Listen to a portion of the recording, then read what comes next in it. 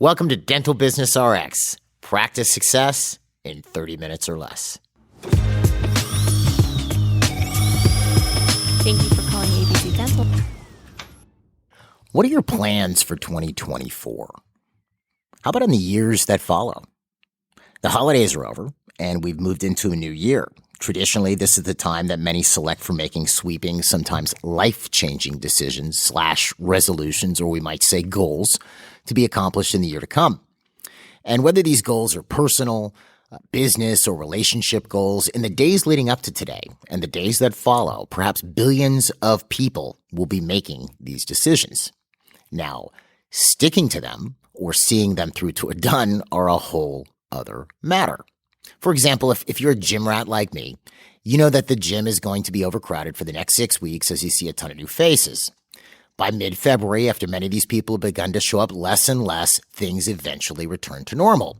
But you may notice those few who stuck it out, really committed to making a change, and hopefully acknowledge and validate their commitment. Personal fitness goals aside, the nature of goals in general and the effect that having, making, or not making them on an individual are quite profound. And as this is a business podcast, I wanted to focus on that aspect of goals and setting them specifically. When it comes to setting goals for your practice, there's a good chance you may be missing several foundational points, which as a result sabotage your progress right out of the gate.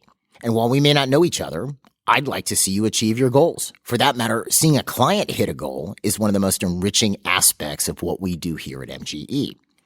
So with the new year upon us, I figured this would be the best subject for this episode, the do's and don'ts of setting goals for your practice, along with how to give yourself the best chance of achieving them. My name is Jeff Bloomberg, and I'm your host. And the way I'm going to run this episode is I'm going to break it down into 3 parts. I'm going to start off with, as a business owner, what is your job, or we might say your hat, with relation to setting goals for the business? The second aspect of the podcast is going to be the nature of goals themselves, what they should look like, and their overall importance. And then I'm going to end off with an exercise for you that you can do to give yourself a good foot forward as you walk into the new year. Now, the funny thing, when you start talking about setting goals for your practice, what people immediately associate that with is, okay, my goal for this year is to collect $1.5 million, which in the big picture, which is really what we're looking at here when we're talking about goals, is a little short-sighted, but it's pretty common. It's better than nothing, believe it or not. But, I want to collect $1.5 million, and it's a year at a time. And next year, I want to collect 1.6 million, or maybe 1.5 if you didn't do it the year prior. Short-sighted, right? Or here's what's funny. You may have no goals. Some people set no goals. And you may think that you've never set goals, but the actual problem is you've already achieved them. Maybe you had a goal to become a dentist and get your own practice. Well, now you have it. You need another goal. If you don't have another goal, that's extremely detrimental to not only your business, but to your overall happiness, which you'll see as I go through this material. For that matter, this is where you see some marriages get into trouble because the goal was, not that I'm trying to dispense marriage advice, and I'm not a marriage advice dispensing professional, so take this for what it's worth, okay? In a lot of cases, the goal is to get married. So, you got married, then what? Okay, have kids. You had kids. Now what? There should be, when you're working together in a marriage, you're trying to accomplish something that would be easier to accomplish together. Obviously, there has to be love and affection and a desire to be together. But beyond that, as a little group, which you kind of are in your family, the idea is it's easier to accomplish what you're trying to accomplish together than apart. So each individual member is accomplishing what they're trying to accomplish. But then as a little group there that you have in your marriage, you're also accomplishing something. But again, a lot of marriages, the goal is get married. And then now that they're married, what now? And then, they start to fight because they have no goals. Goals are very important in that sense. Anyway, so let's look at this from a business perspective for a second. So if you're the owner of the business, what is your job with relation to business goals? Well, your job actually has a title. The title is goal maker. Goal maker. And I'll explain this here in a second, but that is your job as the business owner. So if you're familiar with MGE, you know that we use the Hubbard management system developed by L. Ron Hubbard. Mr. Hubbard wrote millions of words on the subject of management, covering just about every aspect of management you could imagine, from organization, profitability, statistic management, strategic planning, and so on. And it's used throughout the MGE program and in all of our training. And some of the quotes I'm going to be reading here are from articles by Mr. Hubbard. A lot of them are featured in a seminar that we do called the Goals and Strategic Planning Workshop. And if you're interested in that, we'll put a link to it on the episode webpage. But let's start off with this first quote. And it's from a rather large article on the subject. It's about a 20-page article with relation to the different aspects of organization. And what I'll do, there may be some new terminology I'm going to introduce as I do this. I'll stop, I'll define it, and then I'll read the line again. All right, so here's what he says. This is under a heading called Spheres of Action. He says, a group can be seen to have 3 spheres of interest and action. The first is the postulation of goals. What does postulate mean in this sense? There's the scientific aspect of what a postulate is. He's giving it a specialized definition. He says a postulate is a decision that something will happen. Okay, so postulation would be the having made those decisions, right? So let's read this again. The first is the postulation of goals. The second is management. The third is the group itself, the executors of the plans, procurers of the means, and the enjoyers of the victories. These 3 factors or divisions must be satisfied to have a successful group, or actually a true group. And in this article, he refers to these 3 spheres of interest. I'm having trouble saying spheres. Sorry, folks. You have a goal maker, management, and the group. So let's transpose this onto a dental practice for a second. Who is the goal maker? It's the owner. That's the goal maker. Who's management? Maybe you have an office manager. Maybe you have a management team if you have a larger practice. That's management. Who's the group? The rest of the organization. There's your hygienists and your assistants and your schedulers and so on. Those are the 3 spheres of interest in your practice, okay? That's how this all breaks down. So you're the goal maker. Now, what's interesting is if the goal maker is not functioning, management can't function. Let me read this to you. This is from the same article by Mr. Hubbard. He says this, goals and their proper definition are important because they are inherent in the definition of management itself. And then he goes on to define management here. Management could be said to be the planning of means to attain goals and their assignation, assignment, for execution to staff. Read that line again. Management could be said to be the planning of means to attain goals and their assignation for execution to staff. He goes on. And the proper coordination of activities within the group to attain maximal efficiency with minimal effort to attain determined goals. Okay, so if management's job is to attain goals, what if there are no goals? What if there's no goals? How is management going to even function? So if you have a goal for your practice, let's say we're, we have 5 chairs and we have 1.5 hygienists. You're the doctor and I'm the manager. You say, okay, the goal of the practice, we're going to expand this practice. I want to go to 4 full-time hygienists. I want to have me and 2 associate doctors, and I want to be operating out of X number of chairs, and we want to be collecting this much money. That's what you tell me. That's the goal. That's what we're trying to do. And we're going to deliver, obviously part of that goal, we're going to be delivering high-quality care and doing all these different types of procedure and really taking care of our patients and delivering an excellent customer experience. This is all coming from you as the owner. Well, what's my job as management? I'll read this from this again. He says it right here. Management could be said to be the planning of means to attain goals and their assignation for execution to staff. He goes on, as I read earlier, and the proper coordination of activities within the group to attain maximal efficiency with minimal effort to attain determined goals. So now my job as management is to figure out, okay, here's where we are. We've got me, you, 1.5 hygienists, and a couple staff. How do we get from here to where you want us to be? That's my job. I'm supposed to manage us into that direction as your manager. But if I don't have a point to go to, it's sort of like we're at point A. What's point B? You're setting point B. If I have no point B, I can't manage. You see? Or what you might find in some organizations is the manager starts trying to set goals, which is never good because ultimately, who owns the business? You do. You're the goal maker. That job goes to you by default. And then we're going to run into disagreements or problems. I might feel like there's no career growth here and so on. He goes on because he really lays out that management really does not get into goals. He says this. Management itself does not ordinarily include the discovery and delineation of the goals of a group. Management concerns itself with the accomplishment of goals otherwise determined. In large companies, the goals of the group are normally set forth by boards of directors. All right, well, you may not have a board of directors, so the board of director is just you if you're an owner doctor listening to this. Okay, but again, he says it's very clear. Management concerns itself with the accomplishment of goals otherwise determined.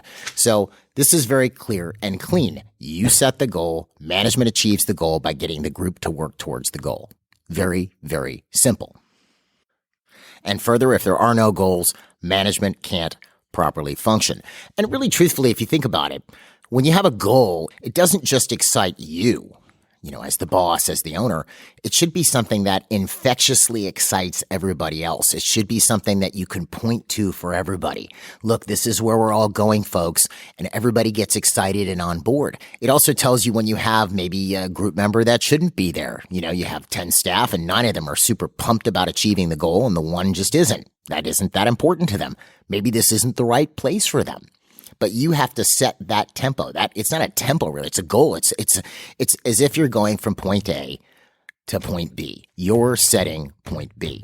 Now, what this effect has on individuals, I want to show you this. This is from another article by Mr. Hubbard, again on the subject of goals. But I'll read this to you because we start to get into the effect it has individually to someone's outlook and attitude. And he says this. And again, I'll define things as I go and reread the line. He says, to cause things, one must be cause. He defines cause as this: to act in such a way that some specific thing happens as a result, to produce an effect, to be the emanation point or source point of an action. So if I'm throwing you a baseball, I'm cause, right? Now, if you're receiving the baseball, you're effect. What's effect? Something produced by the action of a cause, result, consequence. Okay, so cause, effect, right? Your cat goes on top of your dresser and sees a glass up there and knocks the glass over. They were cause. There's the effect. The glass broke on the floor. Silly example. First one that came to mind for some reason. Don't ask me why. But so you have cause and you have effect. So he says this again. To cause things, one must be cause. And the primary requisite of cause is a statement of intention and goal. A clear statement of what you are trying to do. Only when you can clearly state it can you avoid yourself being an eventual effect. What am I trying to do? If you can't answer that, you'll foul up. Even a poor goal is better than none. This relates back to the idea of having no goals. Even a poor goal, as he says here, is better than none. As I mentioned, people get married. The goal is getting married. Everybody's pumped. Everybody's excited. They're all finally the marriage is over. People are happy that they're married. The honeymoon's over. Now we're married. What's the next goal? Because if there is no goal, that's not even as good as having a poor goal, according to what he's saying here. He says you can put that down. This idea of even a poor goal is better than none. You can put that down as a beautiful maxim. And what's a maxim? It's a express principle or rule of conduct, a statement or a general truth. A penny saved is a penny earned. That's a maxim, right? So he says this again, even a poor goal is better than none. You can put that down as a beautiful maxim. It sounds like one of those horrible truisms, something that's an obvious truth. It sounds like one of those horrible truisms, but it will fish you out of more holes than you can imagine you can get yourself into. You'll find yourself very often going crazy and spinning around. You don't know which way you were going or which way is up because you decided all the goals you could put your eyes on were too vague or too poor or too unwanted to try to attain.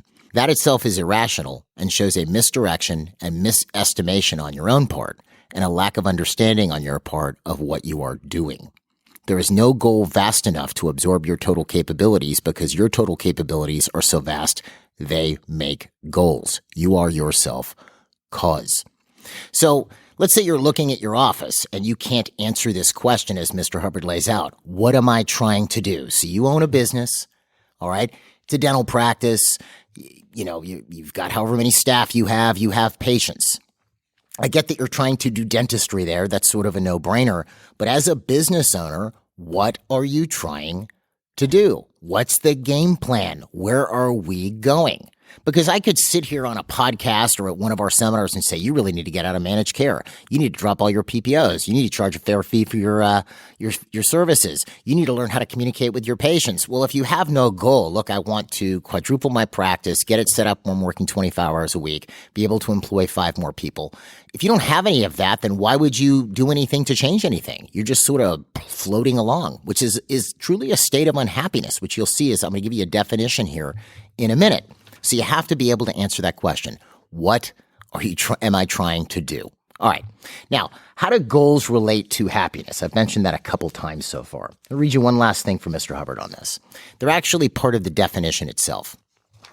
He says this: the clue to happiness is being interested in life. And someone's happiness is as great as they can create it. And they will not experience happiness from any other quarter than their own generation. That's all. They'll get the amount of happiness that they can generate. But this happiness is not itself an emotion. A lot of people think that I'm interjecting here. This isn't Mr. Hubbard saying this. They think happiness is being smiling, chuckling, laughing, etc. But he's saying here it's not an emotion. He says this: it is a word which states a condition. And the anatomy of that condition is interest. Happiness, you could say, here he's giving the definition now. Happiness, you could say, is the overcoming of not unknowable obstacles toward a known goal.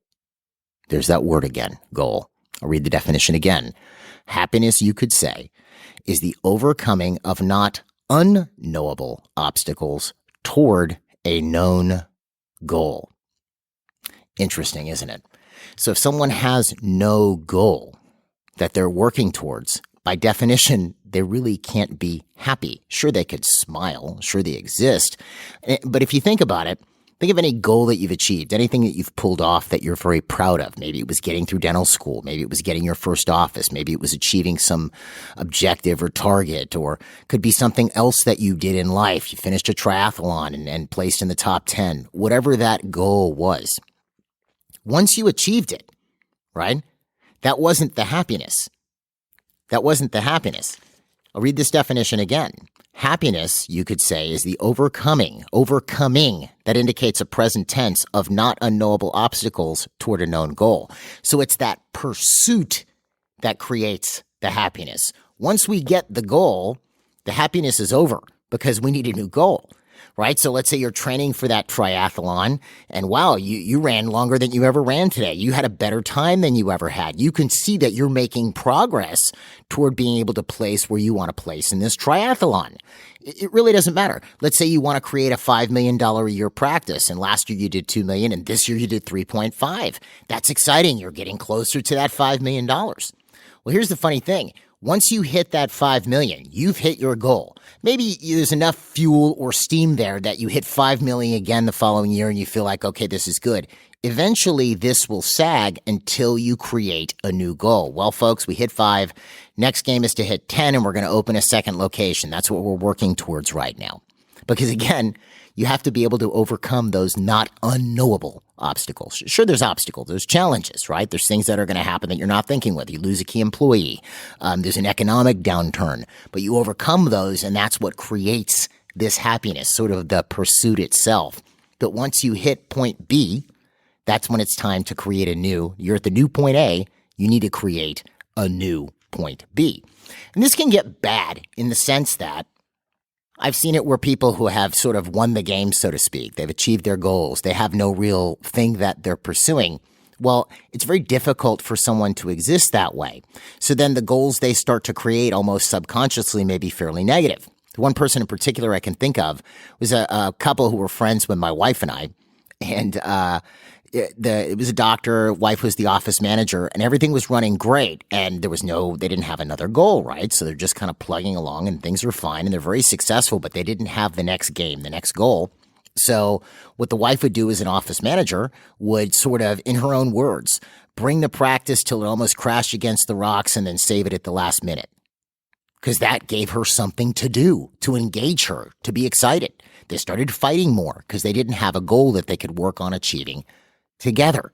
Okay. That's why it's, we say goals and, I could sit here and, we'll do one of these, let me pump you up about achieving your goals. That isn't the point. You got to have them and you got to work towards them and you got to make sure that there's one always there. There's always a point B that you're working towards or you start to get yourself in trouble.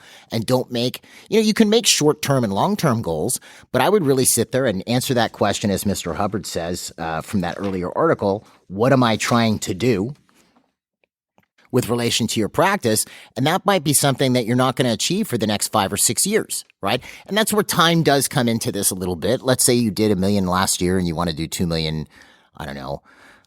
next year, and it takes you 10 years to get there. Well, obviously you didn't achieve the goal. So there's a degree of, being realistic in there. There's a degree of maybe you're pushing yourself. You go, I want to do $2 million next year. But then let's say, let's take this example. You did $1 million this year. You want to do $2 million next year, and you end next year at 1.8. Well, you didn't achieve the goal of $2 million. So what should you do? Beat the crap out of yourself? Absolutely not. You should look at it and go, wow, we did 1.8. We grew by 80%, which for any business would be quite amazing. So you want to at least acknowledge what you did well, and then you just throw it right back out there. Next year we're breaking 2, or we're going to do 2.2. This is the fuel. This is the fuel for the rocket of your expansion. Okay, this is how this works. So I want to give you, as I mentioned, I just gave you an exercise. I want to give you a little exercise on this as you walk into the new year. This is a bit of a high-level exercise if you're a business owner. If you're not a business owner, you can do this for yourself personally if you want to, or for some aspect of your job at the business. But here's what I want you to do. First step, I want to get you in the right mindset. We generally tend to be pretty rough on ourselves, especially a lot of doctors are perfectionists. I tend to get that way too. You're a high achiever. So instead of looking at all the things you did well, you look at all the things that went wrong. Okay, we're going to throw that out the window here. So I want you to get you in the right mindset. The first thing I want you to do as you start off this new year is list what you achieved for the past year. What did you achieve that was positive, okay? In the last year. Maybe you added an operatory to your practice. Maybe you hired 3 more staff. Maybe the office was up by 40%. Okay. Even if it's a personal achievement, whatever you want to list, but what did you actually accomplish? Remember, your cause. So what did you accomplish in the last year in 2023? Then I want you to take a look. If you don't have a goal for your business, you can't answer that question. What am I trying to do? A little bit longer term here, if preferably. I want you to make what is the goal for the business? What is this business trying to do? You are where you are now. That's point A. Where are you trying to go? You want to double. You want to triple. You want to get a new facility. You want to add 4 chairs. Whatever that is. You want to learn some new clinical technique. Write it all down. Now, again, I know you're a high achiever, so you may not like what you wrote down or you feel like it's incomplete. Doesn't matter. Remember, I'll read this to you again. Even a poor goal, as Mr. Hubbard said, is better than none. So start with something. You can always go back and amend this later. So what are you trying to do in this business, okay? Once you've figured that out, then what I want you to do, and really let yourself go wild here, okay? I want you to really let yourself go wild. Don't sit here and go, well, I could do this because of this. I've made goals that I have absolutely no business making. Like just not ridiculous stuff. Like I want to learn to fly. That's not going to happen. I mean, not with an airplane, but like personally. So that's a little bit ridiculous. But I've made goals that I had no business making based on the current existing scene when you were looking at it. But I've made them and I've achieved them. And I'm sure people who have done the same thing. Maybe you yourself have done them. So I want you to really put a little bit of, put it out there. You have a dream. Don't sit here and decide that your dream can't be achieved because you can't. So sit there and make the goal that you want. What are you trying to do with your practice? Make that goal. Step 3, I want you to take a look at what you're going to accomplish in 2024 towards that goal. So let's say you're going to quadruple the practice or add 2 more locations or whatever, lay this all out. You can even kind of flesh out what it would look like once you hit that point, right? Then I want you to take a look at what's going to happen this coming year, 2024, to achieve or to move towards that goal. So if the goal is to have a $5 million practice and you're at $1 million, where are you going to be at the end of 2024 towards that? Okay. And then that's what you would roll out to the team. You could roll out what the long-term plan is, especially to your managers. You could even roll it out to the whole team. But when you start the year off, and you're planning and you're laying out what we're going to accomplish in 2024, you tell them, look, here's where we're going, and this is what has to happen in 2024. So now your management can get busy making that a reality. And this just tells you, as we went over the spheres of interest in the practice, you need a manager who knows what they're actually doing. You might have somebody who's enthusiastic, very sharp, but maybe they're not trained on the subject of management, in which case you should get them trained. This is my shameless plug of the episode. You probably should do the MGE Power Program. I'll put a link to it on the episode webpage and find out more. But it's, you could make a goal, and it doesn't mean it's unattainable. You just may not know how to attain it. And that's where training comes in. So we've got the right mindset. We've got our goal. What are we trying to do in the business? We figured out what we want to do in 2024 towards that goal. All right. And then we roll it out to the team and we go. It's a little bit higher level. We're not getting into the day to day. We need to make X amount of reactivation calls a day, et cetera. We're kind of doing big picture here. All right. And then we roll for the year. We make sure that we're on target to achieve this goal. Then in the following years, let's say the goal was to have a $5-6 million practice with, this type of facility delivering these services and this level of customer service. When you sit down at the end of 2024, because I would probably plan for 2025, not on January 1st, 2025, I'd be doing it in December or November of 2024. You can take a look at, okay, what have we done so far? How are we doing on what we set out for ourselves? What challenges have we run into that we have to overcome? What things weren't we accounting for, et cetera? And then what are we going to accomplish in 2025 towards this long-term goal? You don't have to make the long-term goal anymore because you already have it. Do you see where I'm going with this? This way, you have a direction. It's something that keeps you pumped up. If you remember from that definition of happiness I read from Mr. Hubbard earlier, I'll read this one line again, where he says the clue to happiness is being interested in life. If you have a goal that you actually can get pumped up and excited about and passionate about, that will hold your interest. And it makes it fun. There's nothing more fun than winning a game that you wanted to win or achieving a goal that you wanted to achieve. So anyway, that's a good way to start off and set yourself up to be successful for 2024. I hope this helps. If you want to find out more about MGE or if you have any questions about us, you can contact us online at mgeonline.com or call us at 800-640-1140. I truly wish you, from both, me and the entire MGE team, a happy new year. I truly hope it is your best year ever. And that's all I have for you this week, and I will see you at the next episode.